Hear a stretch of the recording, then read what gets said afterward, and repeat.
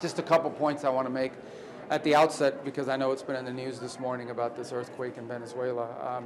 I had an opportunity to talk earlier this morning with Delcy Rodriguez, the acting president.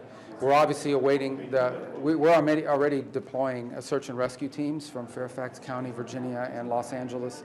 There'll be some others we'll add. That's their most immediate need right now, is search and rescue efforts. They have a bunch of collapsed buildings, and so they'll need a lot of help in terms of digging through that. The airport there is badly damaged, so we'll have to rely on the Department of War to deploy assets there. And then we're also helping them with some overhead imagery, especially in coastal areas where they don't have full visibility over what the damage has been and what the impact has been. Those are the acute, like short-term needs over the next 48 to 72 hours, because in search and rescue, you're trying to get to people while you can still save their lives. They're buried under rubble. And other countries are responding as well. The Qataris have already offered assistance, as we spoke to them earlier today as well. El Salvador has stepped up, and multiple countries around the region, including Chile and others, have reached out to us to communicate and get that happening. As we move forward with that response, with the sort of the short-term phase of response recovery, the second phase, of course, will be identifying their more longer-term and acute needs. What are the things over the long term they're going to need help with?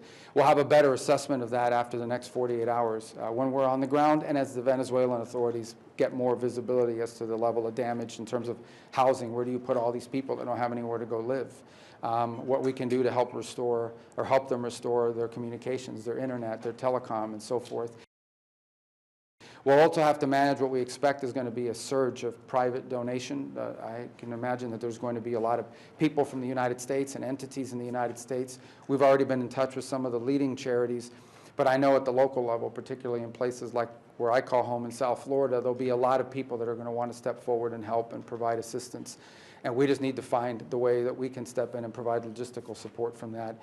In addition, of course, we've already stood up our disaster response teams at the Department of State and our humanitarian efforts.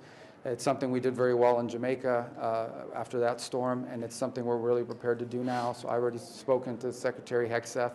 The Department of War is going to have to play a big logistical role here, because they have the ability to land in challenging places. Right now, the airport in Caracas is damaged. One of the runways is cracked. And so, but the Department of War has the capability to land in situations like that. So we'll need that. So we have an whole of government response. It'll be big, it'll be fast, and it'll be effective.